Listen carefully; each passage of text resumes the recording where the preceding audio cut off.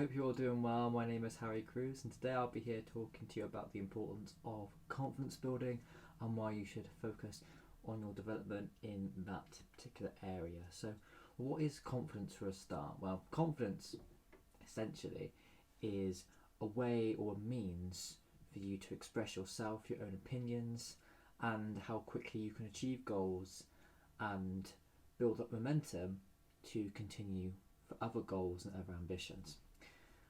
And with confidence as well, there's actually a load of different facets of what confidence can be, and you can be, as you probably well know, confident in other areas, whereas in some areas you're not so confident on. So confidence is an umbrella term which can be used more so for kind of social interaction and extrovertism, and if you're outgoing or not, but also confidence is a means to the understanding of oneself and how someone perceives their own self-esteem as well. So there's loads of different meanings that kind of coincide together with what confidence is. But the key is, confidence is a very important part of someone's development in life in general, and also specifically in different goals as well. For instance, let's say you wanted to get better at talking to other people. It is a good practice to try and go up to people and just talk to them. See, and just develop your communication style and skills, and over time you practice, you have a few tips here and there, and you can improve on your vocabulary, your communication, and from there your anxieties will lessen, and then eventually you'll start to gain confidence from you achieving those goals as well. And there are some things where we have our own kind of facets. We like to do certain things, so naturally we're more confident in those areas because we've grown up and developed those sorts of skills. Whereas if, for instance, you haven't developed, let's say, learning history, let's say in the Stuart period, let's say, you might not be as confident to answering a quiz on Stuart history than someone who obviously specialises in that subject, let's say. But to continue on that point, how to develop confidence? Well, one thing that I would always suggest is, even if you aren't confident or in that area, or you believe you're not, it's important to kind of revisit those values and reflect why you want to gain confidence in a certain area, and then starting in small quantities, and just get yourself used to the foundation, building that foundation at the bottom, and then slowly but surely moving their way up and walking alongside the path to development. And again, for instance, let's say you wanted to learn a script let's say you wanted to learn a script for a play. However, you're not confident in what the dialogue actually is, the character. There are some things that are stopping you, that's in your monologue, in your mind, that is not allowing you to be confident and to just go for it.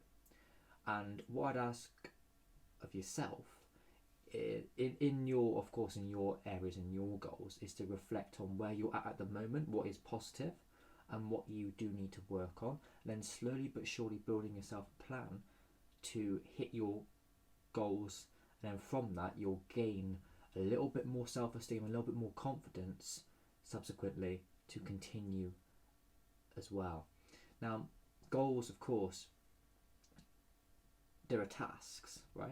There are tasks to achieving goals, but a lot of people, what they don't realise is that with a goal, a New Year's resolution, there are sub-goals in between that goal, and then in between those sub-goals there's habits and routines that you need to do and practice in order for you to actually achieve those sub-goals. And then from each sub-goal you achieve, you then eventually achieve the main goal.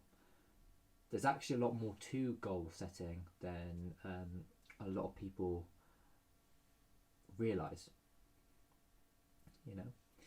and that's a lot of reason why a lot of people unfortunately don't achieve their New Year's resolutions, is because they don't actually practice the habits, they don't change themselves in their own development. They just have a goal and they kind of do a few things, and then they can get motivated for a while, but it's the constant consistency which actually prevails.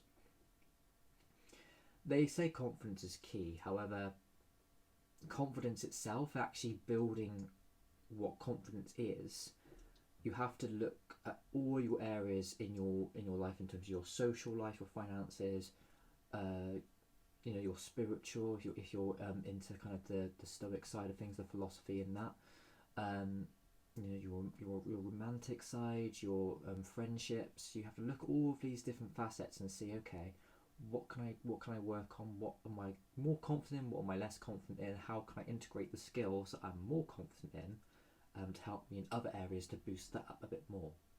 So you might be a really confident cook, let's say, and the reason why you are is because you've developed practices, you've got all of the instructions laid out, and perhaps you're not as confident, let's say, in doing revision for a test. So use the skills that you've learned from cooking, so let's say you're good at following instructions, and give yourself a set of instructions for the academic side of things, or for whatever test you're learning, and then because you've made that link that you're actually really good at following instructions, it should help boost your confidence and your engagement in a particular task that you're not perhaps as proficient in as of yet. And one important thing also to realise is that with confidence, it actually takes bravery and courage and anxiety to actually build confidence in the beginning in most cases. You're not going to just be, oh, I'm confident, and just go and do a speech to like 1,000 people. You can't just switch on the confidence tick. I mean, there's the advice, fake it till you make it, which to an extent might work in the short term. However, you've still got to, I believe, develop your own image and your own kind of personal brand, as it were, this glossy version of yourself, but at the same time giving the audience an authentic communication, because you don't want to put a persona out there that isn't you, because then you're going to start questioning yourself later down the line. So it's evaluating and perhaps reflecting, journaling constantly about what you're going to be doing next, and how you're going to achieve those goals next, and just developing, like I said, the momentum, because you don't want to stop, because that's the thing with a knockback. You could stop because someone says something to you saying, oh, that isn't good enough, or you're not going to be an artist, or vice versa, and these negative thoughts and affirmations, if you listen to them too much, your mind will start to find proof that that is indeed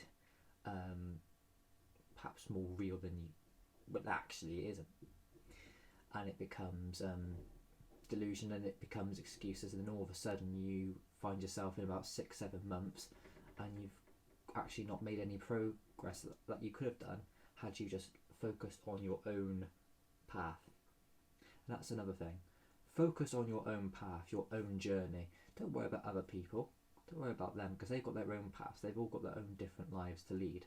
So evaluate your goals, what you want to do, and then from each goal, make sub-goals in between, and then think about, this week, what daily habits can I do? Even if it takes me 5-10 minutes extra each day to just hit my little targets, and developing the habits, and then the habits will grow into milestones, sub-goals, and then all of a sudden you'll be achieving loads and loads of different stuff. All right? You'll find you're probably much more productive. But in the meantime, take it easy, okay? But that is how I believe confidence is built, is by making mistakes and then caring what people think, because of course, we are all, everyone deserves an opinion. However, knowing that your opinion is the most important one on your path, and just to continue on that, if that is something and in your gut you want to go for or want to achieve, and then from there just continue, keep going, and the sky's the limit. So thank you again for listening to this quick vlog on confidence. If you do like this video, please subscribe or like the video as well at the bottom. All right, you know where the buttons are. All right, but take it easy. All right, I know things, it can be challenging, but remember that you have to build courage before you build confidence. And yes, building courage can be the hardest part actually, because you're leaving your comfort zone and you're having those anxious thoughts and emotions. But then if you battle through that, you'll slowly start to, your self-esteem will improve from that experience. And yeah, from there you'll build your confidence. All right, well, take it easy in the meantime. Again, feel free to subscribe and like the video and all that stuff, but yeah, you take it easy. Take care. Bye.